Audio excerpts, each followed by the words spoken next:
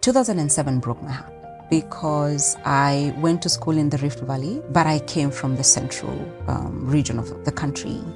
And 2007 presented the worst of humanity for Kenya. For me, what seemed very urgent after 2007 was justice. It's very dangerous. They're very dangerous dalians. Whether our politics will heal remains to be seen. 2035. Imagine. What would you be doing or dreaming? Oh, I'd be rich. But 2035, which is just a decade from today, I think that I will still be serving in a sector that works for the public. I think I have reconciled myself with the idea that this is my destiny. So 2035, perhaps, the next 10 years will provide me the clarity towards the presidency maybe. The justice system today in Kenya, what do you think is the biggest threat? And where do you have hope? Let me start with hope. I have hope in the leadership of the judiciary today, and by extension, the leadership in the justice sector. Do you remember the t-shirts we used to wear, the future is female? Well, it's here. The Chief Justice is a woman, the Deputy Chief Justice is a woman, the Chief Registrar is a woman, the Attorney General is a woman, the President of the Law Society is a woman. And when you think about the totality of that, just the optics, that's great because we've been leading up to this moment. If you would whisper in the ears of Kenya's political class, what would be your message? It's not about you. Get off your high horse. Hey, you chose a path to lead and to serve the public. It's not about you. It's not about what brings you comfort. It's not about what brings you joy. It's not about what brings you happiness. It's about the impact that you make. And if you can't have that conviction, then step aside.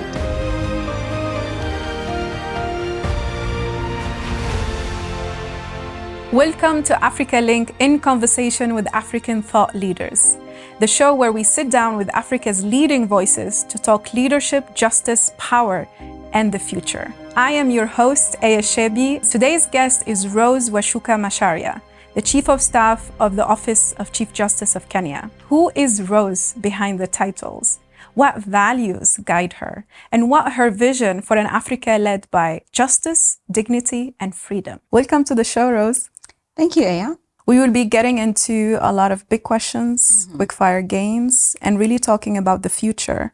But I want to start with rewinding to your childhood. But when was the moment you were looking at your environment and you thought about the future differently?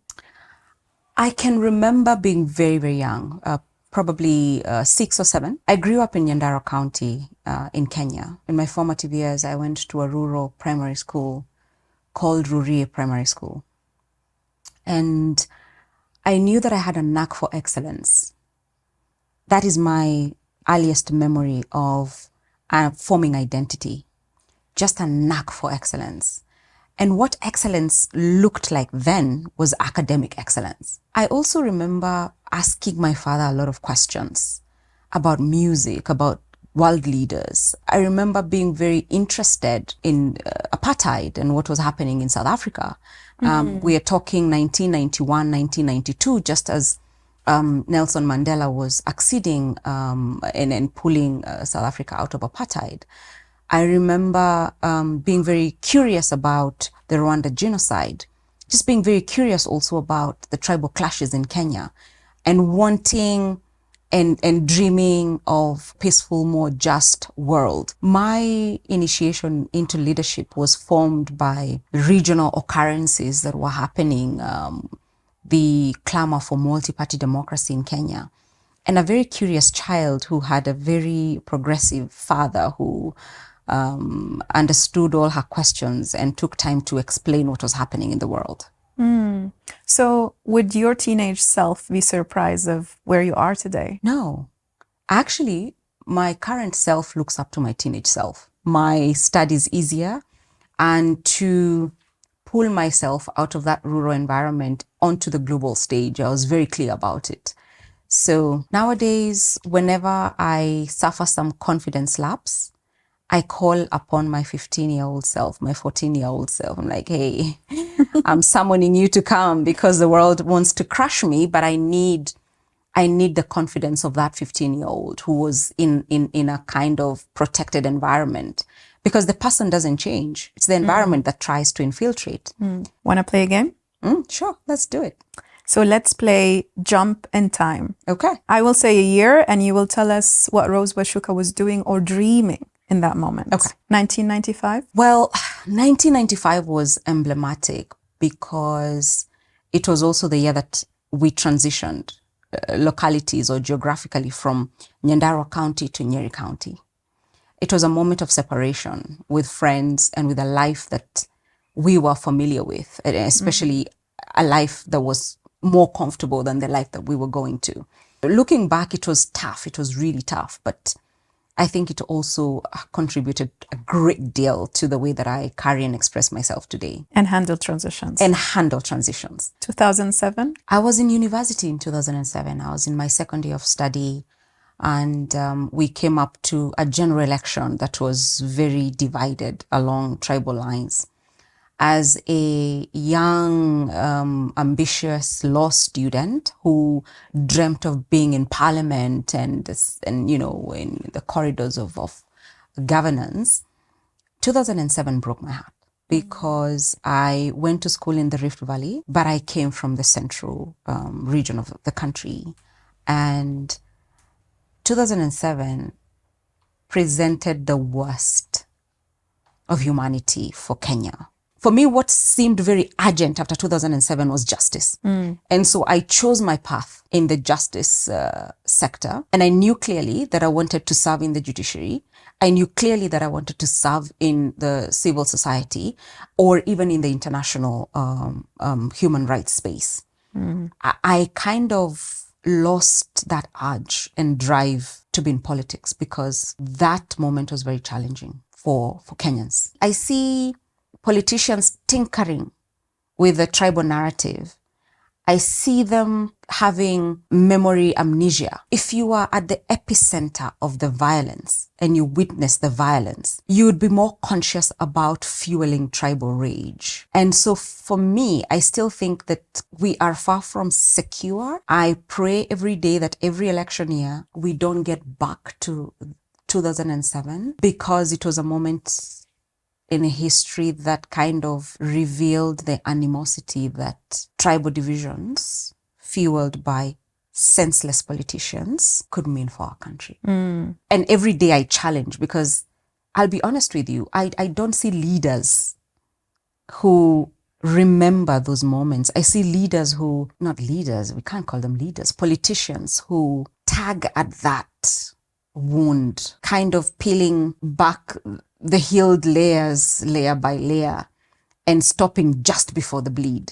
It's very dangerous. They're very dangerous dalians. Whether our politics will heal remains to be seen. And subsequently, you decided to make a contribution in the justice system, but also in constitutional spaces where you contributed 2010 Constitution. So my next year is 2010. Yeah. So 2010 is another big year.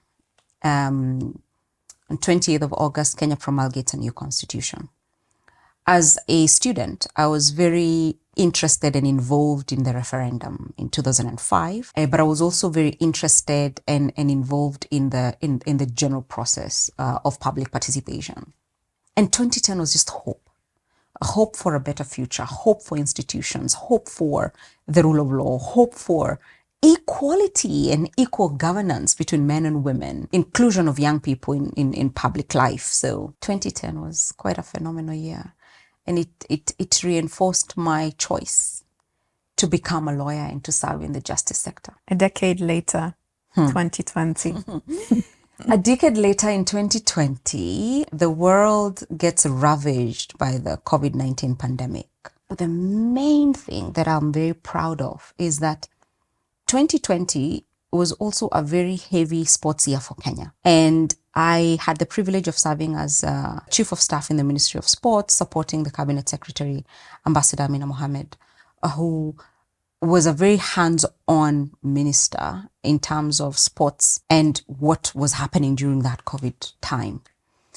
And Kenya had won the bid to host the World Under-20 championships. Of course, World Athletics was trying very hard to find a model that fits. And the model that existed was the single village model that was going to be deployed in Tokyo for the Tokyo Olympics. But we had to rethink that and rework it. And we had a very successful championships at the height of the pandemic. But we were also able to deploy a policy that put the athlete at the center of operations. And therefore, we managed to prepare a very strong and steady team to the Tokyo Olympics. I think what you're saying resonates with a lot of people because COVID time 2020 was a mental toll, was an adjust to remote hybrid model, but also the institution that survived are the ones who innovated. And I think that's where you leave a legacy in these institutions you served in. 2035. Imagine. What would you be doing or dreaming? Oh, I'd be rich.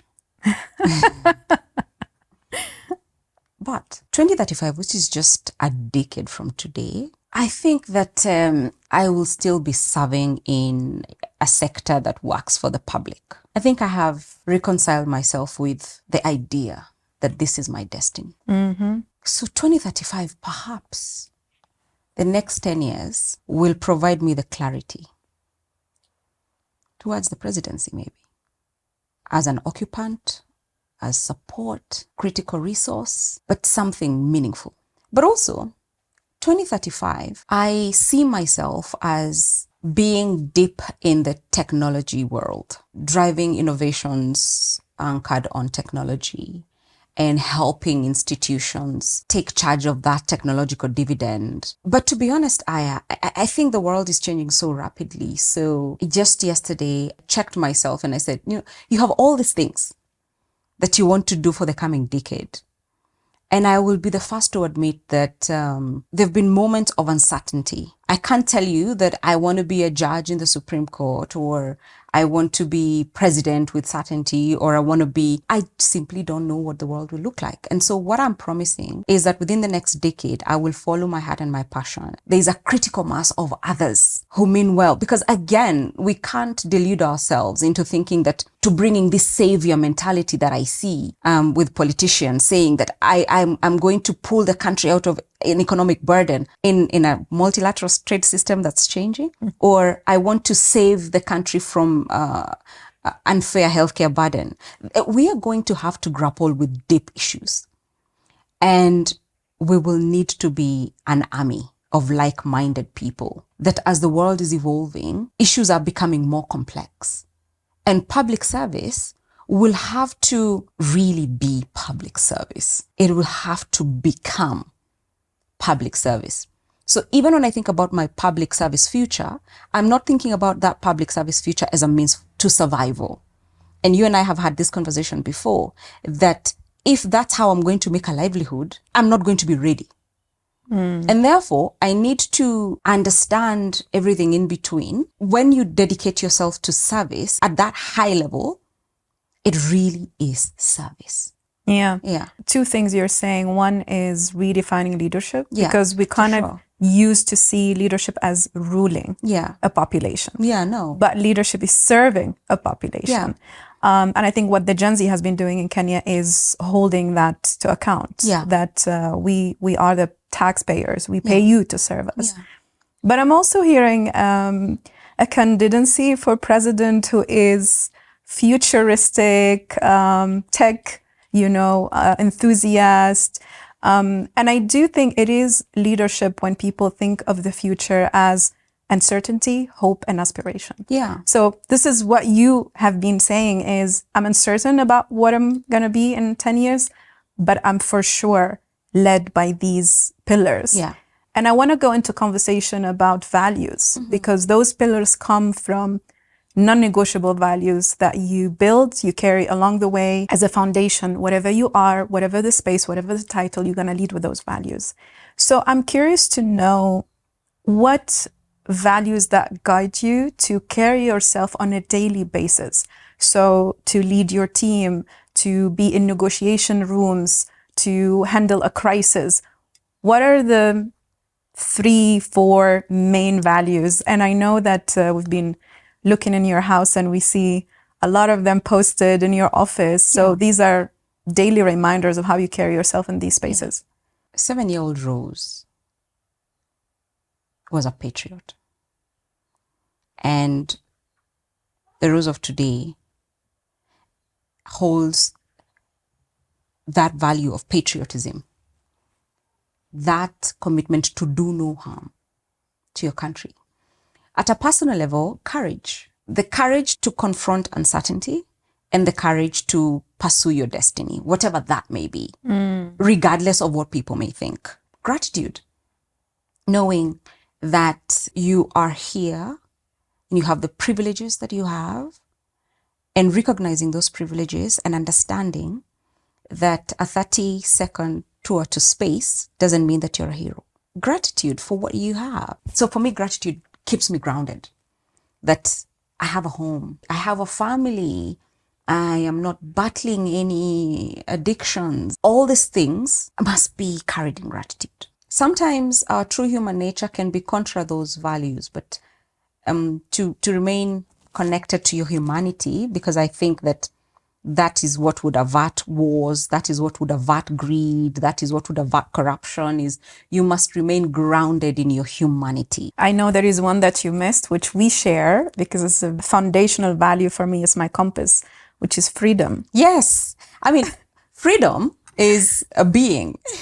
When I think about freedom, I don't even think of it as a value. I think of it as being that we share, because fundamentally astrologers would say, oh, you're a Sagittarius who's a fire sign, so therefore you cannot be contained. Okay, I agree. For me, freedom is being.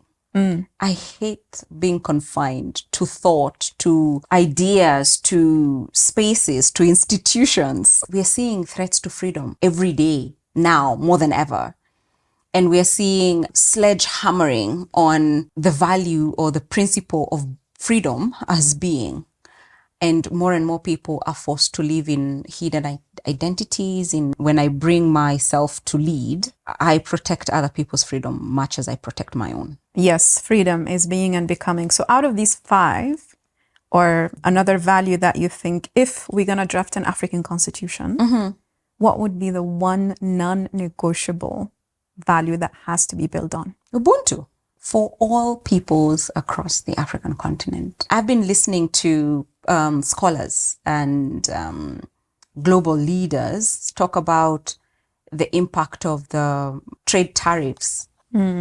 And they say, the impact on China, on Japan, on Korea, and others. And I'm like, wow, when are we going to wake up? We've allowed external forces to keep us so caged along borders, languages, religions, Anglophone, Francophone, Lusophone, Islam, Arabophone, Sub-Sahara. So yeah, we must redefine that. That would have to be our shared value to lead on that. But also to mirror humanity, because there's also a lot of healing to do, because colonialism continues today. Neo-colonial structures. It's becoming very difficult for powers to leave the West African belt. Now we are seeing slithers of courage. On the Sahel region. Yeah. Can we hold those leaders to continue? Can we claim them publicly? Can we own them publicly? Can we put ourselves in their shoes to understand what they're going through and what their decisions they have to make, and then just lose this post-colonial regalia that we've carried forth with, and just be Africans, right? I want to take you to now another transition, the justice system. And you've served 15 years in the public sector, from Ministry of Education to Foreign Affairs, to sport and culture. And then you took that decision in a very tipping point in Kenya's politics to go back actually to judiciary, because that's where you started. The justice system today in Kenya, what do you think is the biggest threat? And where do you have hope? Let me start with hope. I have hope in the leadership of the judiciary today, and by extension, the leadership in the justice sector. Do you remember the t-shirts we used to wear? The future is female? Well, it's here. The Chief Justice is a woman. The Deputy Chief Justice is a woman. The Chief Registrar is a woman. The Attorney General is a woman. The President of the Law Society is a woman. And when you think about the totality of that, just the optics, that's great because we've been leading up to this moment. But more fundamentally is that they are driving towards people-centered justice. And people-centered justice that recognizes agency for people to resolve their own disputes. That's what Chief Justice Martha Koome in Kenya is leading. Social transformation through access to justice, which is her vision for the judiciary, and now the vision and the blueprint that the judiciary is implementing in the next decade, means that courts can be places where we see less and less adversarial proceedings, and we see a lot more reconciliation mechanisms or approach. And so the hope is that then decolonizes our justice sector. So the greatest threat is a twin threat, the rise of authoritarianism, and what then that means for a judiciary that wants to remain guardian of the Constitution, and what it means for the security of judges and what it means for the stability of the institutions, but also declining public trust. Because if people lose trust in the justice sector, the society disintegrates into anarchy. I hear you say a lot politicians, or refer to politicians in many of these challenges Kenya is facing. If you would whisper in the ears of Kenya's political class, what would be your message? It's not about you. Get off your high horse. Yeah, you chose a path to lead and to serve the public. It's not about you. It's not about what brings you comfort. It's not about what brings you joy. It's not about what brings you happiness. It's about the impact that you make. And if you can't have that conviction, then step aside. Do you think African presidential terms should be abolished in favor of performance contracts? Performance contracts are also problematic in their own way. I wouldn't reduce the issue only to the issue of performance contracts. I think there must be presidential term limits. That's what I think, because you can't have a continent that's ruled by just a few people. I do think that there has to be a negotiated political agreement between the ruling elite and the people. And I think that there has to be more public investment into politics, because the only guarantee to exercise of political power must be the ballot. It must be the right of recall. It must be the right to impeach. Those are the political tools, the democratic tools that we have negotiated, or that should be negotiated where they don't exist, to check political power from the public. If we talk about performance contracts, I'm thinking about the public who have wielded their power or yielded their power to a ruler or a politician. How would they then exercise their right of recall if they're unhappy? There are mechanisms, and those mechanisms are always blocked by the ruling elite. So how do we renegotiate that to make sure that we have the right people with the right values and the right principles and the right approaches to exercise those tools, so that they're not just paper tools? Rose, what do you do when you want to unwind? What do you do to center yourself, ground yourself? What does Rose do at home? Because there is the Wachuka that we now know a lot about. But Rose, what does she do at home? I love plants. I love being surrounded by nature. And I can show you a bit of that. And that's why for me, nature, ecology is at the core of who I am. I would love to have a sneak peek into that while I play a game with you. So Okay. yeah, let's do it. Okay, let's do it. Okay, great. So we can start at the garden. Come with me. Okay. So step into this is my sacred space. Yeah. I spent a lot of reflection time here. I meditate, and with some of the most endangered, like if you think about bees and what bees bring to the ecology and to the ecosystem, and thinking about how endangered they are. That's why they inspire me. And these are made out of recycled metal. Yeah, so it's a beautiful grounding space that I spend a lot of time. So you choose all the plants? I do. You just see it and you're like, Yeah, I I see it, and I know what I want it to be, and I take care of it. And everybody who knows me knows how. You said we need to be grounded when we Yeah, we need to be grounded. So they- just take off your shoes and just feel, it's very grounding, very healing. This used to be my plant hospital. I used to rescue dying plants, but as I rescued her, I think 2 years ago. It's very healthy. Yeah, it is. You know, plants, let me tell you something. They hate being bothered. They're very independent. They value freedom. It's one thing to nurture healthy plants indoors or in sort of enclosed outdoor spaces. But you just have to give them the freedom to thrive and the freedom to be. So I rarely move them. Where you see them is where they've been for a couple of years. I don't bother them. I just let them So be. this one starts from there. Yeah, and then it's interwoven and it just decides where to go. You let them be free. Let them be free. Yeah, It's that theme. That's an ontulele. It's a powerful musical instrument. Just depicting my musical side, which a lot of people also don't know. An artistic expression in all its forms. Bamboo that I painted myself. I was experimenting with paint. I bought these mirrors on the 1st of September 2018. And the reason I remember is because the very next day, my father passed away. Keep them here because, as I've told you, this is my sacred space. I can't have my dad's grave with me here, but these mirrors kind of remind me of literally the last day of his life and what I did and an object that I got that day. It's beautiful. Yeah. Well, may he rest in peace. Okay. I'm going to make a statement. You say true or false, and then you explain why. Okay. Easy? Let's see. You're born for Your this. statements are punchy. Yeah, let's go. I'm ready. Tech will fix inequality. False.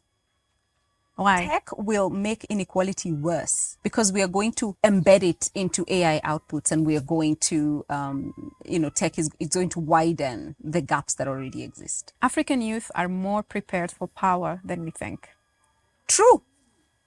They've taken power and they've decided they will fix what those in power have broken. The African Union is stuck in the past. True. They need to unshackle themselves from the dooms of post-colonial structures. Feminism will save democracy. True. Because I'm a feminist. Feminism is the antithesis to patriarchy. And patriarchy is a threat to true democracy. So feminism will have to play a key role. I'm saying yes. True. The next statement. The justice system, future is digital. True. The Kenya justice system is already digital. Courts are virtual already. Last statement. Rose Wachuka will run for office one day. True. Rose Wachuka will run the office one day. Thank you, Rose, for giving us a sneak peek into your wellness and your garden. Let's now talk about women, leadership, and power. Rose, you and I have been in rooms where decisions are made about young people and women without them. Yeah. And I've seen you disrupt many of these rooms. What is the boldest move you've made in a room full of men, very powerful men? Lead it. Lead the conversation. Interrupt with questions. Challenge ideas. How did patriarchy react to that? Ooh, patriarchy hates being challenged. Patriarchy. And if it's challenged, it wants the challenger to present in a way that it can recognize. It wants the challenger to be a token. It doesn't want the challenger to be steeped in their own agency. So, and we are far from overcoming that. There's a quote I like that I saw that women are breaking the glass ceiling only to find a layer of men. You know? And I think there is nothing more powerful than healthy coexistence in society. So there is definitely nothing wrong with good men and good women leading together. But even good men are not able to facilitate and pave way for good women to lead. So Kenya talks a lot about gender parity. Are we walking the talk? No, not in parliament and not in the executive, only in the judiciary. That's a challenge. I love that you're wearing the Hammenberg in honor of Wangari Maathai. What does legacy mean to you? And do you think we raise girls to really think about it enough? I think we're trying now. And I'm wearing a pin of the hummingbird because it is, as that icon of ours used to teach us, the late laureate, Nobel laureate, Professor Wangari Maathai, that a small gesture goes a long way. The principle of marginal gains. That if I show up today and move the needle towards better, then I count it as success. Or just show up however scarce the time is, but show up anyway. These emblems for me mean so much because just looking at it reminds me that whatever position you occupy, you have the power to put out a forest fire, one drop at a time. And therefore, it's also about owning and respecting the space that you have and the position that you have in society, in public life, in personal life, especially in leadership. Because I think that in redefining what leadership looks like, we overlook a lot of things about leadership. Do we raise our girls to think about legacy? I was raised to think about legacy. I think that for sure there has been a shift, especially in Kenya. Or maybe where you are today, it's because you thought about legacy. So you're not surprised even where you're at today. Yeah. And maybe that's important for families who don't raise girls like that. I still think that we have a problem of confidence. Because I tinker with moments where I'm like, I'm not feeling too great. Having the resources that I have and sometimes feeling doubt speaks volumes, because then that's the reality of many, many of us. So I think that we need to ring fence confidence and we need to protect confidence, especially from online abuse, online harassment, technology facilitated gender-based violence that really strips you of your core and turns you into nothing. Technology that plasters the most intimate parts of yourself all over the internet to break you. The next frontier is, how do we prepare ourselves to keep our confidence in the face of deepfakes? When photoshopped nude photos of yourself rock up on the internet, how do you meet that moment and retain and keep your dignity? How do you tell your truth? How do you reclaim your dignity in a world where images can be manipulated anyhow? So I think we used to deal with physical bullying and physical belittling, but now we have this endless, faceless world that has the capacity to break, especially women, very badly. You thought that just a few people thinking that, you're not being a dignified member of society was devastating. Try 2 billion people watching online and what that could mean for women's willingness to enter public life. Really important point, that you're not just thinking of legacy of what I can become, but also what I can face and imagine what happened to other women, but what could happen that didn't happen to other women. Yeah. And that's how you can think of the future, which is my next question. Beside this question was really important. What would be one question that young African women should ask themselves about the future that they're not? Who do I want to take with me into the future? For me, has been the single most important question. And although there's so many wonderful people, like, who really do I want to take with me? Because that personal space then becomes the space where your dreams die or thrive. Because you're going anyway, right? The future is waiting. Yeah. Yeah, I remember Maya Angelou when she says, you bring your ancestors with you in every room you come in, the future you become. It's a really good question to interrogate. Yeah. Our final questions and thought is in one sentence. What is your prediction of 2050? In one sentence. For Africa? In 2050, my prediction for Africa is a continent that will be deeply aware of its power and position. Thank you so much, Rose, for being on the show. Thank you for having me. If this conversation made you think deeper, feel braver, or see the future differently, hit the like button, subscribe, and share it with someone who believes in Africa's potential. I am Chebbi, and this is Africalink in conversation with African thought leaders. Catch you in the next episode. Until then, stay bold, stay African, and keep building the future you want to see.